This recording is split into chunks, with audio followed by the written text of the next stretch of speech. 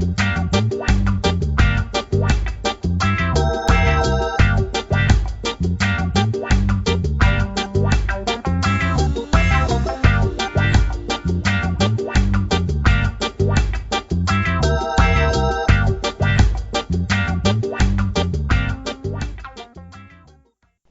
everyone, and welcome to Caribbean Football Weekly Podcast, Episode 3, Season 2. I'm joined alongside my usual co-presenters, Nathan Carr and Santoki Nagalendran. Gentlemen, how are you doing? Santoki, how are you? I'm great, Simon. I'm great. I'm hoping you managed to stay safe during the hurricane last week. Thankfully, yes, I was spared of the threat of it. Just a little bit of rain, but thankfully all is well and back to normal and back in this heat. Nathan, how are you? Yeah, I'm very well, thank you. I hope you guys are doing well. I hope our listeners are doing good. I just want to say, obviously, rest in peace to all the people that have been killed. I know that I had a look at the Haiti situation. I think over 800 people, unfortunately, were passed away from the Hurricane Matthew. And I know that people are continuing to, homeless now and trying to take shelter. So, yeah, obviously, just to everyone that's involved in that, obviously continue to stay safe and take care. Yeah, it's quite sad too, Nathan, because even as the water is subsidizing and getting less and less, they're finding more bodies. So we do wish the families of Haiti, our condolences, and also maybe the players as well may have family members or friends who have suffered result of this, and that is why these games have been postponed. But we'll get into more depth later into this discussion for today. So we're going to kick off things with some news before we get into some Caribbean Cup updates. Nathan, you want to start us off? Yeah, so a bit of recent news. On Friday, Cuba hosted the United States in a friendly for the first time in 69 years. So quite a historic friendly. Obviously, the two countries restored diplomatic relations last year. Cuba had only beaten America once before. That was in 1947, so when the teams first met in Havana. But yeah, USA won this one 2-0. I actually thought that the scoreline was a little bit harsh on Cuba, and that Cuba didn't actually play badly at all. They hit the post twice in the second half. They could have easily scored, I think, in the first if a little bit better decision making. I noticed America's defense were often pushing up, playing the offside trap, but Cuba just offside a lot in the first half. They weren't able to hold their runs. But yeah, I mean, a couple of players that caught my eye as well were Daniel Luis Saez in central midfield, and also Arikel Hernandez, who played as a number 10, sometimes drifting into a striking role. Those two looked impressive and looked good for Cuba. I know the commentary team on the stream I was watching picked up on that as well. But yeah, it was kind of good practice for them. It was a very, very difficult playing surface. A lot of being made of that. I mean, very bobbly. It was hard to play a slick passing game. It was kind of more route one. The USA were going direct a lot, but it suited Cuba a bit more because they were used to the conditions. It was actually reported as well that there was no running water at the stadium, and hasn't been for some time. I think the Cuban FA are going through a bit of a tough time economically, and practical things and fundamental things that just aren't in place there. So yeah, no running water. The players had to have. I mean, there's been reported as well that the Cuban players had to have showers using the hoses, because they haven't got any fully functional showers in the changing room. So taking all of that into account, all the stuff that's going off the field, for Cuba to put in the performance that they did, yes, they lost, but they have a good account of themselves. They can certainly take positives from that friendly on Friday. So that's the news on my end on that friendly. All right, thanks very much. Santoki, anything your side?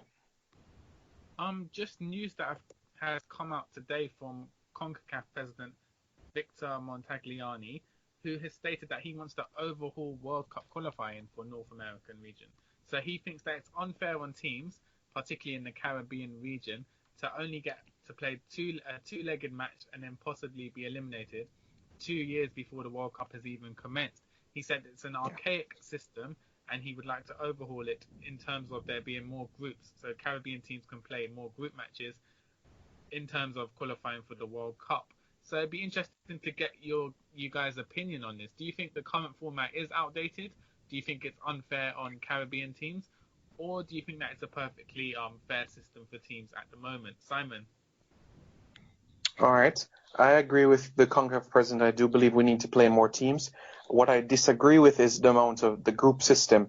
If you look, for example, at the last set of World Cup qualifiers, we had, for example, the Caribbean team, Jamaica. They got eliminated before the European World Cup qualifiers started, the UEFA World Cup qualifiers started. And that is, we're 2 years before the World Cup. I think it needs to be stretched out some more. If you look at the CONMEBOL qualifying, it stretches to 18 months versus the hexagonal, which is 11 to 12 months. What I would love to see, which is my ideal goal that would make me happy in CONCACAF, instead of having a hexagonal, which would have six teams, have 12 teams. So instead of having that semi-final round, I would prefer to have one giant group of 12 teams instead of 3 groups of 4 teams. That way, you're playing 22 matches. So you could have 1, 2, or even 3 Caribbean teams playing up to 22 matches. And I'm for that idea of 11 games at home, more opportunities for players to get game time. And I think from there you choose the best 3 teams, 4 teams, and the top 3 or 4 teams, and then you go to the World Cup. That would be my solution in getting more playing opportunities for sure. I'm not sure what you guys think about that. Yeah, it's interesting. I mean, I think the increase to 12 teams from 6 would obviously represent improvement in giving more countries a chance at the latter stages. But the thing is, with 35 CONCACAF FIFA affiliated nations, you still a lot of nations there being left out. I mean, Montagliani said it himself that, he said something needs to change because you can't have 85% of your members who are on the outside looking in 2 years before the World Cup.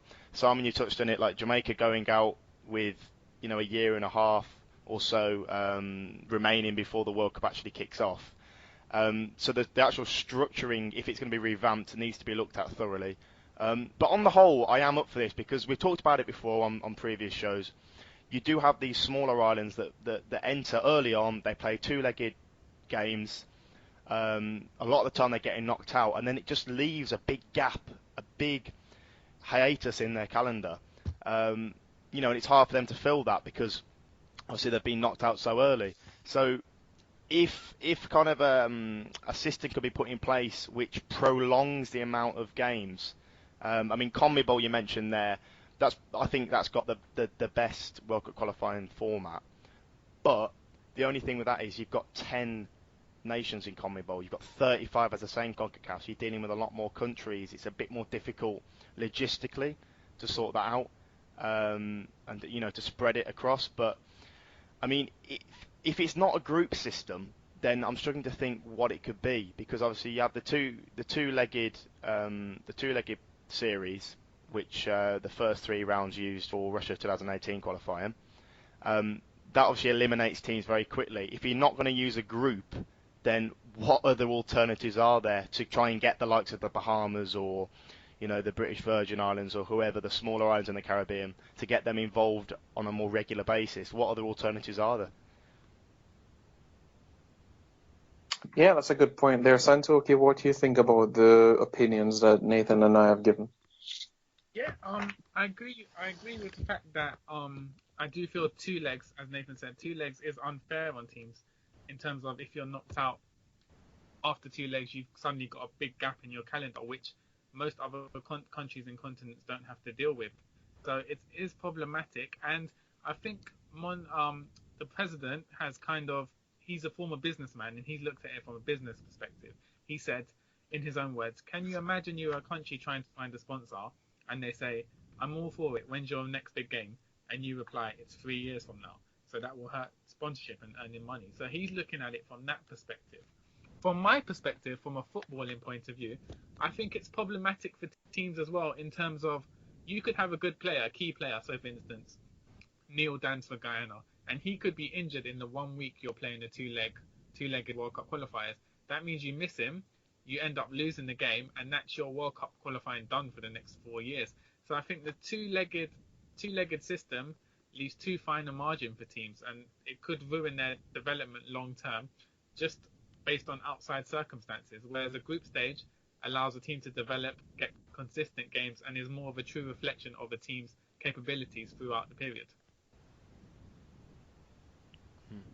Yeah, it's a very interesting one. Yeah. Go ahead, Nathan. Yeah. No, sorry, I was just going to say, I definitely think there's scope for it because obviously the Caribbean Cup qualifiers, are also factored in. But, even teams like the Bahamas, for example, they didn't even enter this year's Caribbean Cup qualification, did they? So you throw that into the mix as well. That it's depressing, I think, that smaller islands that get knocked out, or even some bigger ones. Cuba got knocked out this time in the second round against Curacao.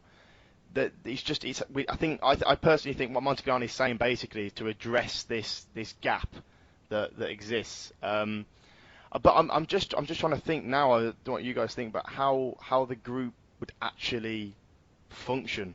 And you've got 35 nations altogether. It obviously you have to bear in mind seeding and the bigger boys like Mexico, the States, Guatemala, Jamaica, Trinidad and Tobago from Caribbean. How would they fit in to kind of a longer group stage with all the rest of the MAs? It would be difficult logistically to try and work that out. Yeah. It also leads to the kind of San Marino dilemma. So San Marino in Europe are the minnows who kind of constantly get battered by teams in their groups. Would it be beneficial for a team such as Saint Martin or Bonaire to consistently play against bigger teams such as Mexico, Honduras, Jamaica, and lose by big margins? Would it be beneficial to the teams they're playing, or would it be beneficial to them? So that could be one argument against there being a group stage. But then we've talked about that with looking at St. Vincent and the Grenadines and their situation. They've been beaten quite heavily, in the fourth round. But my opinion was that ultimately they're going to benefit from that in the long term. So it depends what way you slice it. If if I don't know, the Turks and Caicos Islands were put in a group theoretically with Mexico and they got beaten very, very heavily, home and away. It depends what you could look at that and say, right, it's demoralising for them. They're getting beaten heavily, or actually, can they take positives from it and use that experience in the long term to improve the team? So it's a difficult one. Could use the example positives can be taken. Yeah. Go ahead, Santoki. Yeah. We could use the example of last year when US Virgin Islands got 1-0 win over Barbados in World Cup qualifying. Then they lost the second leg 4-0, and they kind of stopped playing games after that until the Caribbean Cup qualifiers. Whereas if it was a group, they would be able to maybe pick up some of their consistency and form against other teams rather than being eliminated after one more game, despite showing promise with the 1-0 win. Yeah, I can definitely see positives from this sort of scenario, even if they have been battered or anything like that. For example, in the 2014 qualifiers, we had the Benin Boys of Antigua and Barbuda in the semi-final round of qualifying for the first time in their history. And some of the local players were saying having the presences of former Reading FC holding midfielder Michaela Ledgerwood and also Dexter Blackstock, having those sort of professionals in the camp was a big boost for them in terms of the professional environment, how they were able to approach the game, how do they train and different elements. And you can see certain performances from the Benin Boys have improved since then in terms of advancing one more round further in the Caribbean Cup. So despite these sorts of defeats, there are positives that can be gained. So I'm for that. In regards to the amount of matches that can be played, I'm throwing out the idea where you have, for example, the bottom 8 seeded teams in CONCACAF, for example, the Cayman Islands, the Turks and Caicos, the Bahamas, etc. You would have 2 groups of 4 teams, and maybe the top team from those 2 groups goes on to a second round. You have a similar sort of format, and then carry on to the final round. So just building more group stages, so you're playing at least 6 matches, home and away in those 4-team groups. So that would be the suggestion I would have initially. Although, yes, you have an odd number of teams right now, 35 teams, but let's see what happens for 2022. Will Waterloo be able to get some FIFA status? Let's see. Yeah, it'd be interesting to hear the ideas of any fans as well. So people listening to the show, if you've got any ideas about how you think World Cup qualifying could change for the region, just contact us on Twitter, Facebook, and all the social media channels. Definitely. So I didn't get to say my news as yet, so I'll just say that the Premier League in Jamaica, the Red Stripe Premier League, is back in action as well after the break from the Hurricane Matthew. No games were played last week, but this week it's back in action, and one match has actually finished today with Boys Town beating Jamalca 1-0 through a goal from Shamar Nicholson. Tivoli Gardens is also going to be playing Marvelly Hughenden. Humble Lion is going to be playing Montego Bay United. Reno is going to be playing UE, University of the West Indies FC. Arnett Gardens is going to be playing Portmore United. And in the late game, while you guys are in bed in England, Harbourview against Waterhouse. So that wraps up for Jamaican action. From the Cayman Islands, Premier League action took place last week, the start of the new season, where you had four of the 8 teams in that league, the 4 wins coming from teams away. So 4 matches, and the teams from away and from home won those matches. So Academy beat Sunset 2-0. Bodden Town FC beat Elite 2-1. Cayman Athletic beat the New Boys Latinos FC 1-0. And finally, Roma beat Scholars International 1-0. So that would be the shock of the round for me. Roma beating Scholars International 1-0. So that wraps up news from my end. So let's get straight into the action with Caribbean Cup action, round 3. Quite interesting action we had. As we know, there's been some postponement to matches, not only in Jamaica, but also Haiti's 2 matches as well. But let's start in Group 1, Santoki. Suriname against Guyana. 3-2 victors for Suriname. First, before I want your reaction on the match, tell me your thoughts about this in a group stage format where you play extra time after 90 minutes. Are you for this, or would you rather a draw? Well, yeah, I'm actually in favour. I actually think it's quite beneficial to have a clear winner in each tie rather than a draw. Yeah, I'm also with Santoki, and I think it can create complications sometimes, especially on on tying on the same level of points, and you have to go to goal difference, and just to have a clear winner through to extra time if it's a draw at full time, it just makes it a bit clearer, I think, a bit more straightforward. Although it would be beneficial if the CFU told each participating team this in advance, because it is a very fundamental rule. I remember that the Grenadian, some of the Grenadian coaching staff were not actually aware of this rule before they started their qualifiers in March. So yeah, that's quite important to tell everyone. But I'm in favour of it. I think it just makes it a lot clearer. All right, fair enough. Well, I wouldn't say that I disagree with you guys, but to me, it's just a bit strange. You're just removing the element of a draw in football. But I mean, there are ways to get around it, like the goal difference. They said that what they wanted to do was remove the possibility of drawing into a lot where you have the team with the same number of points, same goal difference, same goal scored, same against.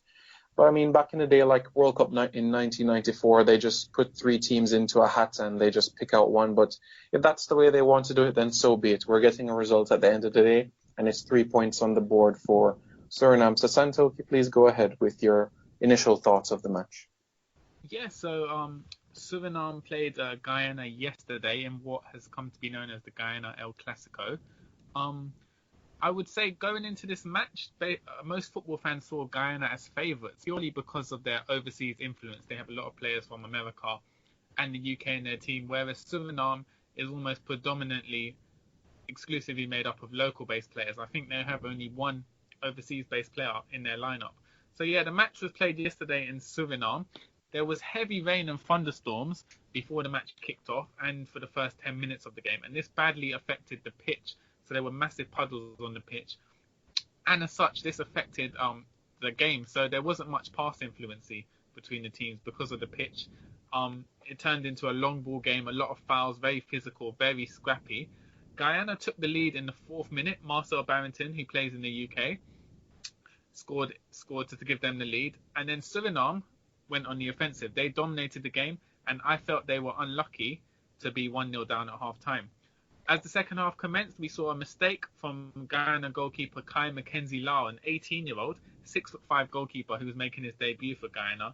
He went out to get a ball, but sort of got caught out by the Surinamese striker Mitchell Kisor, who then rounded to him and scored into an empty net.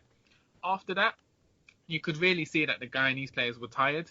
As I'd mentioned on previous shows, the lack of local football in Guyana meant that players were lacking a lot of match fitness, and this showed towards the end of the match. Suriname dominated, and as it went to full time, we entered 30 minutes of extra time, in which Suriname completely wrapped up the game, scored two well-worked goals, took a 3-1 lead, and then in the stoppage time, 120th minute, Guyana scored a consolation goal, which interestingly enough has been proclaimed as being scored by goalkeeper Mackenzie Lau.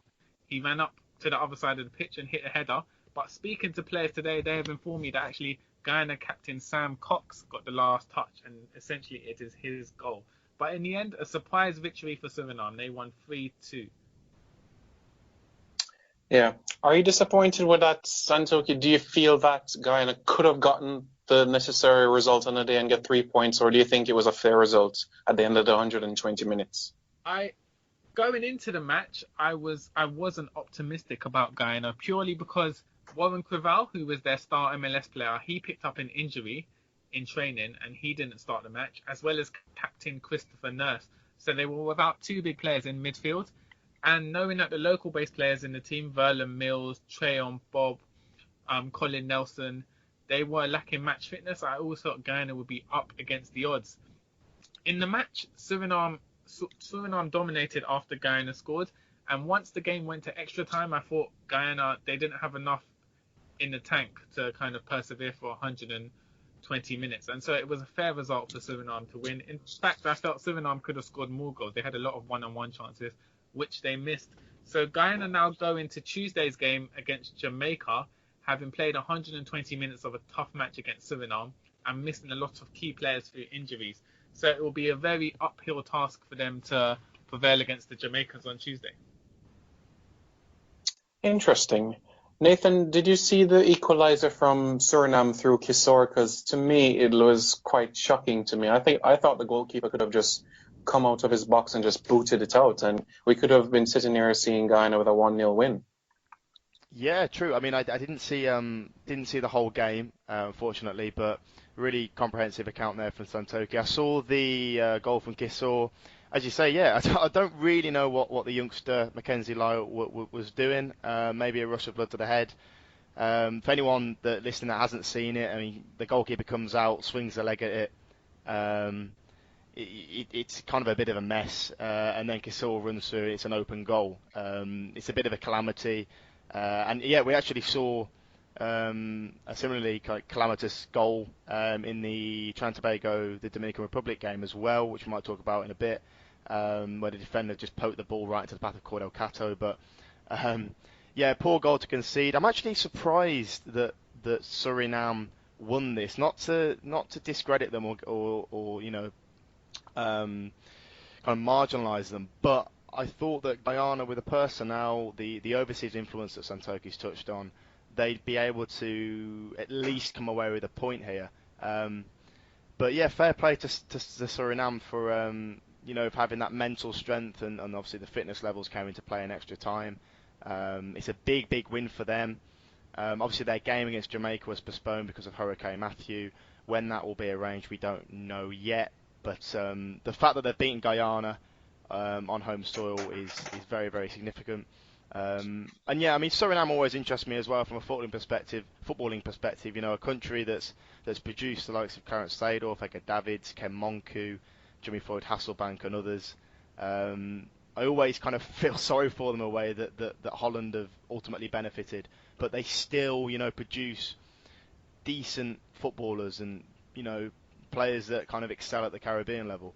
And that was evidenced, on Wednesday. But no, congratulations to them. Guyana now playing Jamaica on Tuesday. It'll be stiff competition, but we'll see how they do. Yeah, as I mentioned last week, I predicted Suriname to finish second in the group. Even though we haven't seen the best of Suriname, especially of late in CFU and in the Caribbean, because the last time they won the Caribbean Cup was before it was officially called the Caribbean Cup, when it was called the CFU Championship back in 1978. I honestly think that Suriname are sleeping giants in the region, and I think administrationally, I think behind the scenes, if something can work there, I think they can be a dangerous team in the region. They do produce decent footballers. We've seen what they can do and what players that they have produced that have gone on to represent the Netherlands, like you have mentioned, Nathan. Going into this next match now, Guyana versus Jamaica. Santoki, do you see any hope whatsoever for Guyana? No. I mean, I know football is anything can happen on the day, but bearing in mind the squad is very depleted and they've just played 120 minutes, it's a very short turnaround to then play another 90 minutes at least on Tuesday. It's also they're playing in an unfamiliar pitch, Lenora Stadium, rather than the National Stadium, so that takes away some of the home advantage. And Jamaica would have been well rested having not had to play Suriname last week. So I think all the odds are stacked in Jamaica's favour, and I could see it going 3 or 4-0 to Jamaica. Oof, interesting. Nathan, you want to make a prediction on that one? Yeah, no, I can only really see a Jamaican win here. I think the critical thing, as Santoki said, is the recovery time, and the fact that Guyana, having played extra time, their players will be tired, and Jamaica, they'll be fresh. With their game against Suriname postponed because of the hurricane. I still think Jamaica haven't called up any of their European-based players. I know that, but they've still got a strong squad. The American influence in there who will help the local guys out. So I think Jamaica will get the job done. And we still don't know, of course, when that tie against Suriname will be rearranged. But if Jamaica win, then of course that will be meaningless really, because Guyana will be officially eliminated.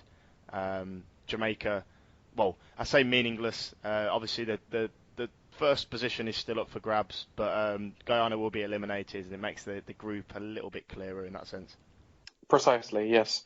Just to give a bit of background to the listeners as well on the head-to-head history between Jamaica and Guyana. Back in 1991, they met for the first time in the Caribbean Cup, which Jamaica won 6-0 in that match. In the 2010 edition of the Caribbean Cup, which Jamaica also won, Jamaica beat Guyana 4-0. That match was in Martinique. That was on Marvin Morgan's debut for Jamaica. And finally, the last time both teams met was in 2012 in Montego Bay in Jamaica, where Jamaica won 1-0, courtesy to a goal from Jeremy Lynch on that occasion. And interestingly, that was the same match where Adrian Mariappa made his debut for Jamaica, and Naira Nosworthy, who also has some roots in Guyana as well, quite interestingly. So, but for me, my prediction for this match, I'm going to go with a 2-0 victory for Jamaica. I'm not going to be going all out on this one. I do think that it's going to be very difficult. Guyana is going to frustrate us, just like a lot of Eastern Caribbean teams in CFU. They like to, I wouldn't say build a wall around Jamaica, but they make life quite difficult, especially from set pieces. So I think Jamaica is going to have to make use of their chances quite well. Majority of the team players have been in camp, bar Damian Lowe, who was in Puerto Rico, so he's going to catch a flight from Puerto Rico straight to Guyana tomorrow, and that will round up the Jamaican squad. But for the most part, training sessions have been going quite well for the team. So we're all unanimous then in the Jamaican victory on Tuesday? Yeah, please. All right, and we'll wait to see on the confirmation of the Jamaica versus Suriname match on when that match will be played. But before I move on to Group 2, gentlemen, let's not forget as well, yes, the next FIFA date will be in November, but let's not forget as well, in November, that is when we're going to have the 5th place playoffs again with the first, second, and third place runners-up teams. So this might have to be pushed back to 2017. You understand what I mean? Well, it's wasn't there an earlier round? I think it was Bermuda and French Guiana who had like a flooded pitch, and their match had to be rescheduled, and it ended up being rescheduled in a non-FIFA window date, like the week later. And so whilst that didn't affect French Guiana, who had mainly domestic players, it affected Bermuda, and they ended up losing. So I could see potentially CONCACAF or CFU moving the Jamaica-Suriname game to a non-FIFA date. Nathan, what do you think? I think, yeah, I don't know. The Jamaica-Suriname game, sorry. Yeah. Yeah, I think that would obviously affect Jamaica more than Suriname if it was to be played on a non-FIFA window. Because Jamaica can call upon their local-based players, it doesn't really affect them. Suriname can do that, but Jamaica, obviously, they'll miss out on the European-based players, the American-based players. Yeah. I think it would be actually quite interesting to see a tie between Jamaica and Suriname where just domestic-based players are used. It kind of be an insight into the competitiveness of both the Red Stripe Premier League and the Hoofd de Classe. I think it would be quite interesting. Yeah, I don't because think just Jamaica would win that much. No? I was saying I don't think Jamaica would win that much, to be quite honest. Hmm.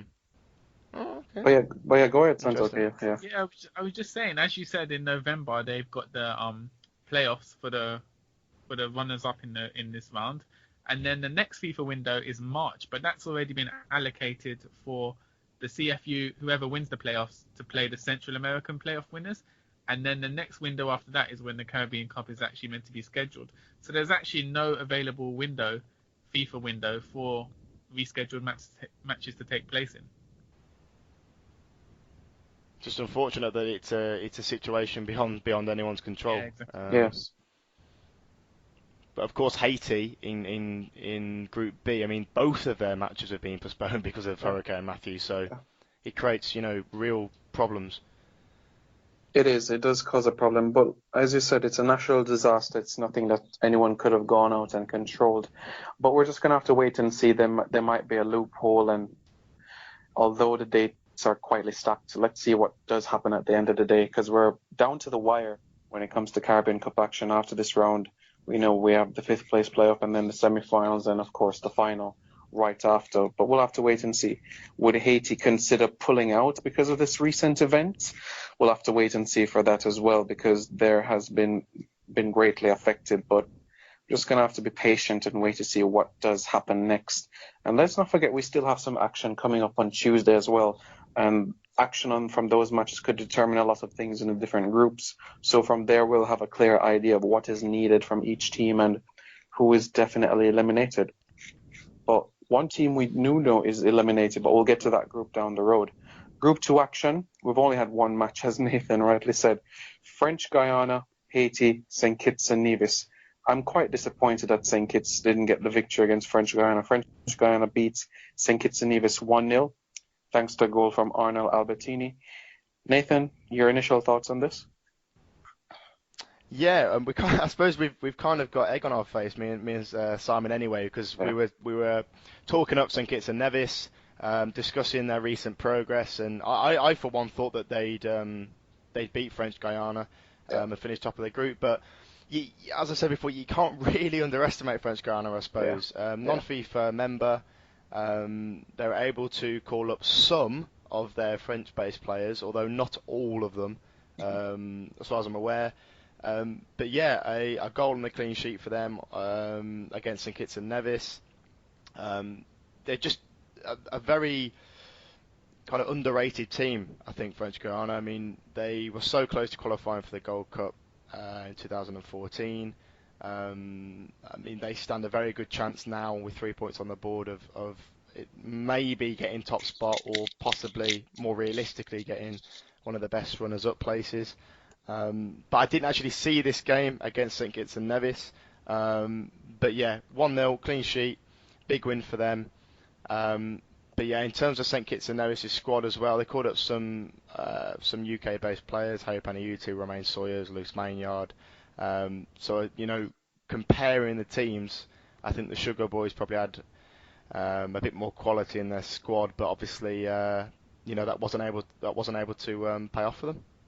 Yeah, I'm a bit disappointed that Zephaniah Thomas was not in the squad for this match. He's injured. I was speaking to him yesterday. But let's see what does happen in their clash against Haiti whenever that match will be. And let's not forget as well, French Guiana is one victory away from a spot in the CONCACAF Gold Cup, a tournament which they've never played in before. And let's not forget the other French overseas departments in the CFU, which is namely Guadeloupe and Martinique, have been to the Gold Cup before. So if they are to qualify, that would complete the trio, you could say, in the CFU teams. Santoki, expected win for French Guiana, you would say? No, not at all. I'd expected St. Kitts to kind of build on the momentum they've had in 2016 and pick up a win. But as Nathan sort of alluded to, you never kind of know what to expect from French Guiana. They're consistently dark horses in the tournament. St. Kitts coach Jacques Passé he's sort of hinted as to a few problems. He tweeted a few days ago, FIFA wanted fair play. Then you come to French Guiana, where we can't train because the French Guiana Federation provides us with no field. So that hints that there may have been problems with training in the St. Kitts camp, and that may have ultimately played a part in them losing to French Guiana.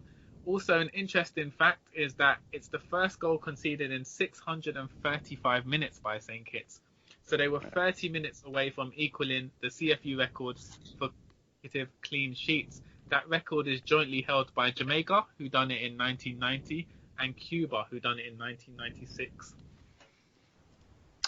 Yeah, quite a record. I can tell you that Warren Barrett is still very happy. The former Jamaican goalkeeper is still very happy. That record is still intact.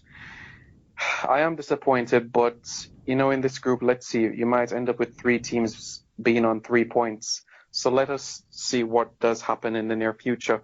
French Guiana, as Nathan alluded to earlier, yes, they're very unpredictable. We saw on some occasions, remember 2 years ago as well, when they got past Honduras, but they weren't able to hold it together in the second leg, and I thought that they were going to be that 5th Caribbean team. Could it be their time this year? Well, only time will tell, but I do think that they do have the quality able to come out of this group. But credit must be given to the Sugar Boys for the fight that they gave here. The St. Kitts and Nevis coach, Passe, also made a tweet after the match saying that we lost fair and square. He wasn't like blaming anyone for the result. He just said the better team won on the day. And it's just a pity it came down to one piece of brilliance from French Guiana on that occasion. But they're a strong team mentally, I would say, St. Kitts. So let's see if they'll bounce back in that next encounter against Haiti, whenever that match will be. However, this now brings us to Group 3, where we've had all the matches taking place, thankfully. Curacao, Antigua and Barbuda, and Puerto Rico. Curacao beating Antigua and Barbuda 3-0, and then 3 days later, the Benin Boys getting better of Puerto Rico 2-0. Nathan, the script is as it is? Yeah, I mean, I thought Curacao were are going to take this group. It looks as if that's going to be the case. I mean, they're certainly in the ascendancy. They've got the game against Puerto Rico on Tuesday. All being well, they'll pick up a win there, and they'll qualify for the Gold Cup for the first time in their history. They showed their strength against Antigua and Barbuda. The game where both countries were missing key players. Curacao without their captain Cuco Martina. Who I think his partner has just had a child, so he's on paternity leave. Without Daryl Lackman in defence, Justiana in defence, De Noia. Antigua and Barbuda, likewise, were without Dexter Blackstock, who picked up an injury, and also Kieran Murta, the Woking midfielder, who was not released by his club. So both teams are missing key players. But Curacao took their chances when they got them. Were better really at keeping the ball than Antigua and Barbuda. I think they've got slightly better players in terms of technical ability. Really disappointing for Antigua and Barbuda. They bounced back though. 2-0 victory over Puerto Rico. They avenged the defeat earlier this qualifying cycle when Puerto Rico actually beat Antigua in extra time. Peter Byers, the Antiguan striker who's played in America and the Dominican Republic. I think he's now back on the island. He scored along with Stefan Smith. So 2 goals, a clean sheet. And it creates an interesting situation now in Group 3 because Curacao sit top with 3 points. Antigua and Barbuda have 3 points, although they have played one more game. And then Puerto Rico have 0 points. However, if Boricua win on Tuesday, then every team has 3 points, and then the next rule of the classification is goal difference, I believe. So this group could go down to the wire and theoretically go down to goal difference, Simon. Very much, yeah. It's very interesting to see how this would plan out. Before I move on to that last encounter, Puerto Rico versus Curacao coming up, for me, the Curacao striker, Gino Van Kessel, is, for me, the best Caribbean player of 2016. 7 goals in 9 matches. The only match that he hasn't scored for Curacao has been on his debut when he played in a World Cup qualifier against, I believe, Barbados earlier this year. For me, he's just been instrumental to this team for Curacao, scoring goals, and now they're on the verge of history. The man who used to play with Trenčín in Slovakia. Santoki, what do you think about Curaçao's rise? Yeah, I mentioned last week, for me, they're the most exciting team to watch in the CFU this year. They've kind of got a similar philosophy to Manchester United under Alex Ferguson, in terms of they don't have possession just for the sake of keeping the ball. They're always looking to push forward, and this reflects the amount of goals that they've scored against teams. They've scored 5 against Guyana, and then 3 now. They scored 7 against US Virgin Islands, now 3 against Antigua. Antigua are a strong side in the CFU region, and Curaçao made it very easy to score against. As you mentioned, Gino Van Kessel's had a fantastic year, 7 goals in the CFU, and they've also got a lot of depth. So they were missing Cuco Martina, Daryl Latchman, but they still had Leandro Bakuna, who plays for Aston Villa. So they still have a lot of depth and quality, and a lot of attacking intent with defensive stability as well. So at the moment, they're the all-round best team in the CFU region, and I'll be really excited to see them play, if they defeat Puerto Rico, how they will fare in the Caribbean Cup final tournament against the big boys of the region, and then later on in the Gold Cup, how they will fare against facing teams such as Mexico and the USA, who they haven't really had to face with this team yet. Yeah, Nathan. Can I just say, it's interesting. Go ahead, yeah. Interesting, sorry, that you mentioned Van Kessel, because at club level, he's just joined Sparta Prague in the Czech Republic, and he's been playing with the juniors, with the reserves. Yeah. I've been told by a great Czech journalist from England called Chris Boothroyd, and he's been telling me that Gino Van Kessel just joined Sparta Prague, and he hasn't been very impressive, not done much to impress the coach, and yeah, he's playing for, well, he's not even playing for the first team. So at club level, he's struggling, but certainly on the national team front, 7 goals in 9 appearances, you can't really argue with that. You can't, and let's not forget as well, last season in Slovakia, he was the top scorer in that season with 17 goals. He was. Yeah, and the season before that, he was the fans' favourite player with Trenčín, so he's had some ability. He's had just 4 appearances in the first team in Czech Republic, so it's quite bizarre, but hopefully his club team sees the performances he's racking up in the Caribbean and give him that opportunity. So, Nathan, are you disappointed that your former player Shelton Martis isn't in the squad? I can see why he's not in the squad. Let's put it that way. Yeah. The master of the own goal was Shelton Martis. But yeah, I think when Kluivert came in, he started to disappear, didn't he? And Leandro Bakuna actually played centre half against Antigua and Barbuda, which I thought was quite interesting. He's kind of playing that Kolarov role at Man City. Yeah. You know, pinging passes, and yeah, kind of utilising his long range passing, because obviously primarily he's not a defender 1v1 anyway, but I suppose he's quite tall and fast, and yeah, he was playing centre back for part of the game anyway. But yeah, I can see Curaçao, as I say, beating Puerto Rico, getting maximum points and achieving their objective. Do you guys agree with that, or can we see Puerto Rico, who we haven't really talked about too much, can we see them putting up any trees? Santoki? No, I can't see them causing Curaçao major problems. I mean, they're at home, but I still think Curaçao have too much firepower and too much quality to lose against Puerto Rico. So yeah, I can see Curaçao easily getting maximum points from this group. I do like the shot-stopping ability of the new player Cody Alondrendi from Florida, who plays at Oklahoma City Energy. However, I do think that Curaçao will get the victory on the day, 2-1. I'm going to give Curaçao on this occasion. Van Kessel to score both? Yeah, Van Kessel I'll give, and I'm going to give the other one to Janga. So, Janga, nice. Yeah. Janga scored, didn't he, against Antigua as well? Yeah, so I'll just make it 2-2 for him, yeah.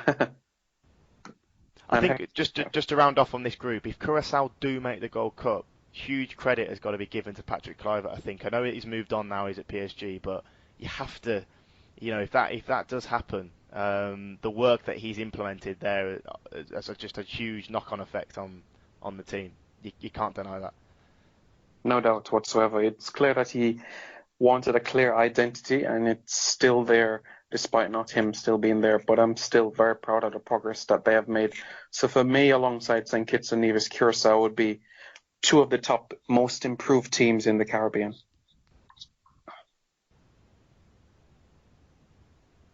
Santoke, what do you think? Yeah, I'd definitely say, yeah, St. Kitts just being really maintaining those clean sheets, they're massive improvement. And Curacao have sort of come out of nowhere. I mean, they were minnows in the CFU not too long ago. But as you say, Cliver has completely transformed that identity, and he's kind of given the country a long-term identity. So they're always going to hopefully play in this attacking frame of mind. Yeah, I mean, they only gained FIFA membership in 2010, didn't they? Yeah. Formerly the Antilles, so Yeah. people forget that. And they're getting a lot more recognition online as well in the media because of Clivert's name and the fact that he's been associated with them. The work that they're doing is being kind of widely recognised, which I think is only a good thing. I mean, I'd make an early prediction and suggest if they did qualify for the Gold Cup, bearing in mind Cliver is working for PSG with a European season, I'd imagine Cliver coming back to lead the team at the Gold Cup. Possibly. I would love to see that happen. I mean, the wealth of experience you'd have, especially in that sort of tournament, I think it would do wonders for Curacao. And let's not forget as well, in 2015, it was the first time that all 4 Caribbean teams advanced to the knockout stages of a tournament. So to replicate that, I would love to see that happening. I think that would be a sign of growth within the Caribbean. Yeah, and this again, this links to the nature of World Cup qualifying, because if you remember last year, Curacao were 2 minutes away from being eliminated in the first round of qualifying by Montserrat.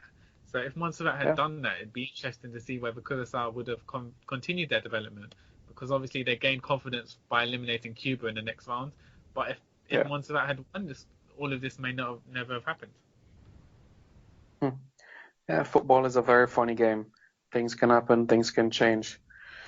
But certainly, just a thing to add on Clivert, his father is from Suriname and his mother is from Curacao, so it's good to see his Caribbean roots there on both sides of the family.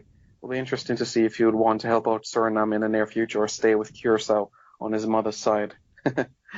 But certainly, let's move on to the last group and last part of our discussion for today. The Soca Warriors of Trinidad and Tobago, Martinique, and the Dominican Republic. Dominican Republic is the only team that has been eliminated so far in this Caribbean Cup third round action. Nathan, I'm going to start with you on this one. The head coach of Trinidad and Tobago, Stephen Hart, he's showing a bit of anxiety. If you watched his post-match press conference against Dominican Republic, he was saying Martinique is going to be quite a challenge because they had a player that used to play for Real Madrid. So he's looked like he's trying to get prepared for Martinique because he knows the force they bring in the Caribbean. Yeah, I mean, I think he's got a right to be anxious because, we've talked about Martinique's progress, another non-FIFA member, just like French Guiana and Guadeloupe. But I think they'll certainly provide more competition than the Dominican Republic did on Wednesday, because it was a statement victory really for the Soca Warriors. They weren't tested too much. The player Kevin Molino scored a hat-trick, food and drink finishes for him. Cordell Cato profited off a very, very poor piece of defending from the Dominican defender. He basically just played the ball right into his path, and that made it 3-0. Pretty much game over at that point before half-time. Very easy win in the end for them over the Dominican Republic. But as you say, without doubt, against Martinique, especially away from home as well, I think Hearts, and the players have got I've got every right really to be a little bit more cautious, because Martinique should not be taken lightly. The 1993 Caribbean Cup winners played in the Gold Cup on several occasions, the last time being in 2013. They have a very good account of themselves in that tournament. Got some good players. Stephen Langille, who plays for Legia Warsaw in Poland, he joined them over the summer. He is a pacey winger. Scored for them in their victory over the Dominican Republic yesterday. They've got other players as well. John Sylvain Balbin from Granada in La Liga. He's a centre back that plays for them. Julian Forbert, of course, formerly on the books of Real Madrid and West Ham. So yeah, I really think that Martinique Trinidad and Tobago will be a fascinating game. Both sides have 3 points already. The Dominican Republic eliminated after 2 losses, so it's all to play for. And I actually think you could argue that the impetus is with Martinique. Yeah. Having won last time out, and also the fact that they're on home soil. So Yeah. I can't imagine that Trinidad and Tobago would have played in Fort de France too many times in the past. Sam. Yeah, it hasn't been much. In fact, the last time that I played there was in 2003 in a qualifier for the CONCACAF Gold Cup, and Martinique actually won that match 3-2 on that occasion. That's when the likes of Stern John was playing and starting for Trinidad and Tobago as well. So it was a very strong team. Nigel Pierre, etc. Arnold Dwarka for Trinidad and Tobago. So it was a very strong team. And Martinique had their star players as well, Jose Goron, Patrick Persin. So it's going to be an interesting one. I'm really looking forward to this one, Martinique, Trinidad. I think it's one that could go either way. Santoki, what says you? Yeah. I think Martinique will provide a stern test to Trinidad.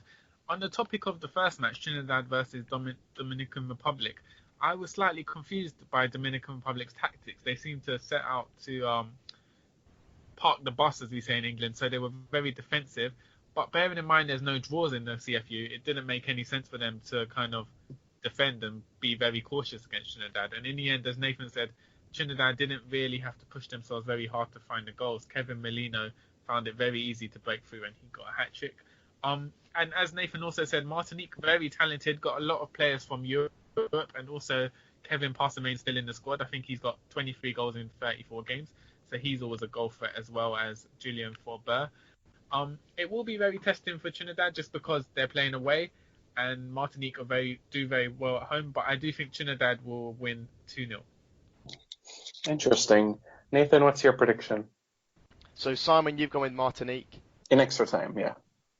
in extra time, Yeah. and Santoki, you've gone with Trinidad and Tobago. Most listeners will be thinking, right, Trinidad and Tobago surely are favourites for this, but I don't want to be churlish and Yeah. rule out Martinique. I can see it going to extra time. I agree with that. Tough. Right, I think Trinidad and Tobago will nick it. I think Trinidad and Yeah. Tobago will nick it just on the fact that they probably possess slightly better players, Mm. and that will ultimately help them through to winning. But I think it's interesting what the coach has also said, Stephen Hart, after their defeat to America in qualifying in September.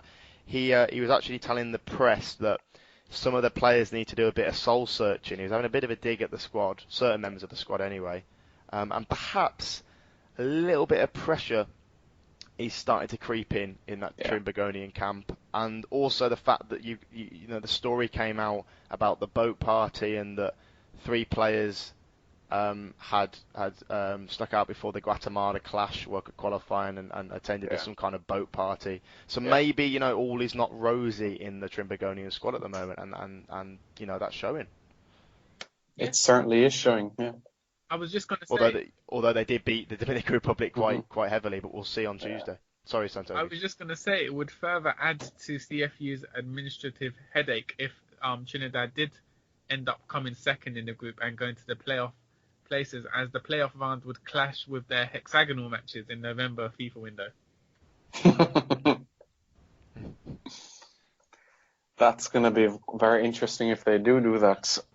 But let's see at the end of the day if they're even one of the best. Because if you remember, it's 3 of the top 4 that will go into that 5th place playoff. So depending on goal difference there again, we'll have to see where things go on there. But for me, based on what you guys have been saying, it looks like it could be a fight between St. Kitts and Nevis and Martinique for that 5th place playoff. What do you guys think? Nathan? Yeah, I think Martinique definitely. St. Kitts and Nevis, it's difficult because I'm not sure when the rearranged games for Haiti are going to take place. That might be a factor. But yeah, St. Kitts and Nevis will be around, and I'm just looking at Group A, thinking that Suriname stand a good chance, don't they, of claiming one of those best runner-up places. Yeah. But I think, look at it now, we've had 2 rounds of fixtures. I still think, personally, Jamaica are going to take the first group. The Group B is the kind of a spanner in the works in French Guiana beating St Kitts and Nevis. That's Yeah. quite tough to call. Yeah. Group C is just loads of possible outcomes there, and then I think Martinique against Trinidad and Tobago in Group D. That's going to be arguably one of the most entertaining games of Caribbean Cup qualifying thus far. Yeah. Yeah, I'm just going to call it from Group 1 to Group 4. I'm going to Jamaica in Group 1.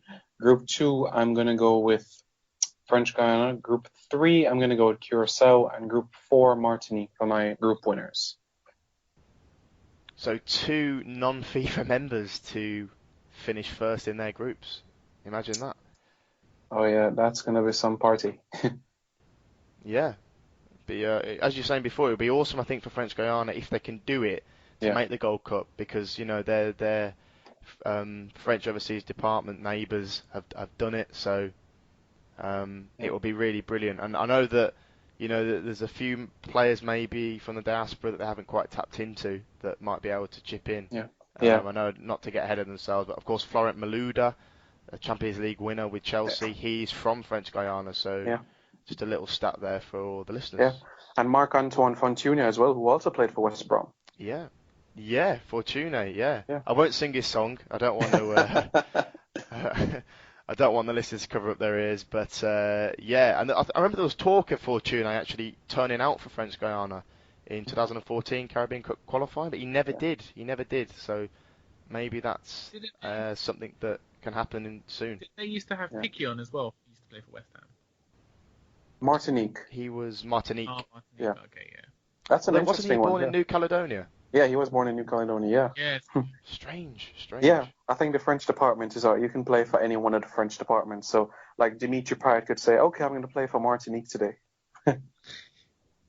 Blimey. Of course, Martinique will be calling up Henry soon, we hope. Forbear playing in behind, assisting Henry. Yeah. Lovely old job. That'll be interesting. But Santoki, what are your predictions for the group stages as we wrap up the show? Okay, I'm gonna go for a plot twist and have Suriname top Group 1. Ooh. I'm gonna go controversially. The match will be rearranged. It'll be local Jamaicans against local Surinamese, and Suriname will edge it 1-0 amidst all the complaints by the JFF. Yeah, probably. Yeah. And then Group 2, I'm gonna have Haiti. I think if Haiti do take part in the competition, which is unsure after the tragedy of the hurricane, if they do take part, I think they will comfortably beat French Guiana and St. Kitts. Curaçao, as we said, I think Curaçao are too strong for Puerto Rico, so they'll top the group, and Trinidad and Tobago for the last group.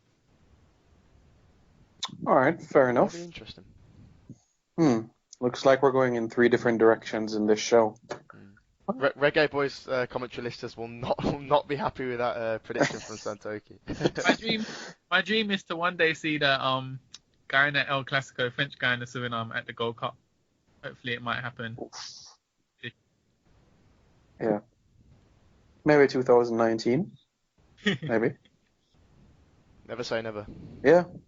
It's a funny sport, and different teams from the Caribbean we've seen at the Gold Cup of recently of populations less than 100,000 gone on to make a massive impact there. Grenada scoring their first goal against Honduras 2011 edition. Prior to that, we saw Martinique get in the quarterfinals consistently in the tournament. So it sparks good things for the future of the Caribbean, and we do hope that eventually next summer in June, July 2017, we'll be able to hold the Caribbean flag high and see our 4 representatives do well. Nathan, anything you'd like to add before we close off the show? No, just excited to follow Tuesday's batch of games, and that will conclude the final round qualifiers for the Caribbean Cup. Just looking forward to the games, and hopefully there will be some online streaming for those that are unable to attend the games. So myself and Santoki will probably be up reasonably late watching the different matches, but really excited for it all, and obviously thank you for listening, everyone. All right, thanks very much, Nathan. Santoki? Yeah, just to echo what Nathan said, really looking forward to the ties on Tuesday. particularly the Martinique Trinidad and Tobago match, which, as you said, will be quite a close contest, and it's a straight shootout for the Gold Cup places. And otherwise, naturally, I'm looking forward to watching Guyana playing Jamaica, which should be an interesting match regardless of the result. Definitely, I think that'll be a very interesting encounter, and I think it's going to be a slender win for the Jamaicans, as I said earlier. But as you know, in football, anything can happen. I'm Simon Preston. This is the Caribbean Football Weekly Podcast, joined alongside Nathan and Santoki as usual. And don't forget to stay tuned for next week as well for episode 4.